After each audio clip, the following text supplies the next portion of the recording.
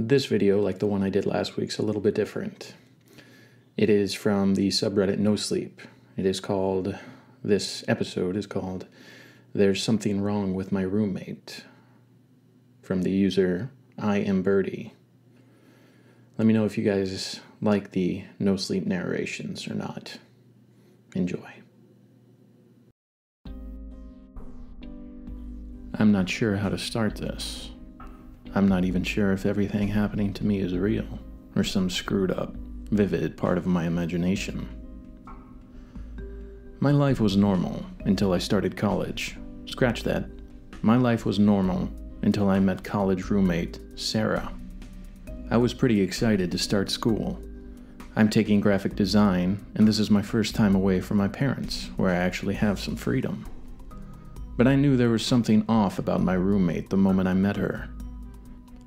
I just said a tear-filled goodbye to my parents and was off to set up my room and decorate it cute like in TV shows. Sarah was already there, a tiny, flaxen-haired little bird of a girl, unpacking clothes and knickknacks. I cleared my throat and she jumped, holding her hands to her chest. "Sorry if I startled you," I said. "I guess I'm your roommate. I'm Zoe." I offered her my hand, and she stared up at me with big blue eyes that seemed strangely empty. She took my hand so daintily, I was afraid to shake it too hard and break her. She was wearing this long, witchy dress, and from what I could spy in her suitcase, those were her only things she owned, like she was a goth without the makeup. "Sarah," she answered. She smiled at me, but it wasn't a normal smile. Her teeth were bared in more of a grimace, as though she never learned how to smile and was trying to imitate it. We both returned to unpacking, and I listened to music through my headphones to keep me motivated, because Sarah was so quiet. The last thing she took from her bag was a book with a bright blue cover and well-read pages within. She held it like a jeweled crown before placing it under her pillow. That first night, I was plagued by nightmares. I was being chased by giant crows that had already ripped my friends and family to bloody, gory shreds. And in the middle of the murder stood Sarah, her blonde hair, bored straight, her eyes black. She sent me that imitation of a smile and said, "It's your turn now." I woke up screaming. As autumn unwound and I started getting into the swing of it, strange things continued to happen, usually surrounding Sarah. She always carried that damn book around like it was a Bible, even though the pages looked handwritten, and she spent all her spare time on her laptop researching weird things like tulpas and mind control.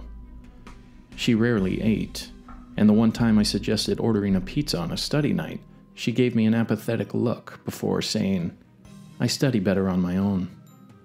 I started hating nighttime. She was always awake, her computer screen bright. I never bothered complaining. I just bought an eye mask to help me sleep. But the nightmares kept coming, and were getting worse. Discordant railroad crossings, rooms made of human skin, crows plucking out my eyeballs and swallowing them whole. I was barely getting any sleep, and had bags under my eyes. Meanwhile, Sarah stayed up all night and looked like she was barely old enough to be in college. Finally, I'd had it. I was going to confront her about the nightmares. All my friends were starting to think I was crazy, especially when I told them my theory that it was because of Sarah. So last night I woke up from one of my usual nightmares, and there Sarah was, lying on her bed. But she wasn't looking at her computer screen. She was staring at me, smiling. "Trouble sleeping?" she asked way too cheerfully. All my earlier bravado disappeared. My body shuddered. She was just a skinny little girl, but in that moment, I was petrified of her. It was almost like she was an imposter, something sinister hiding out in a cute, blonde human body. But she definitely wasn't human. I turned to the wall and curled up in my blankets, willing myself to go to sleep. All night she didn't move, just lay on her bed, giggling every so often. Sometimes her voice was high-pitched like a little girl, and sometimes it was low, rasping like a lifetime smoker with a bad cold. Somehow I fell asleep, though I don't know for how long. When I woke up this morning, she was gone, presumably to class. I started looking through her stuff, but there was nothing weird, just regular stuff a girl in college would need. Then I spotted a piece of paper sticking out from under her bed. My stomach curdled as I saw what was on it.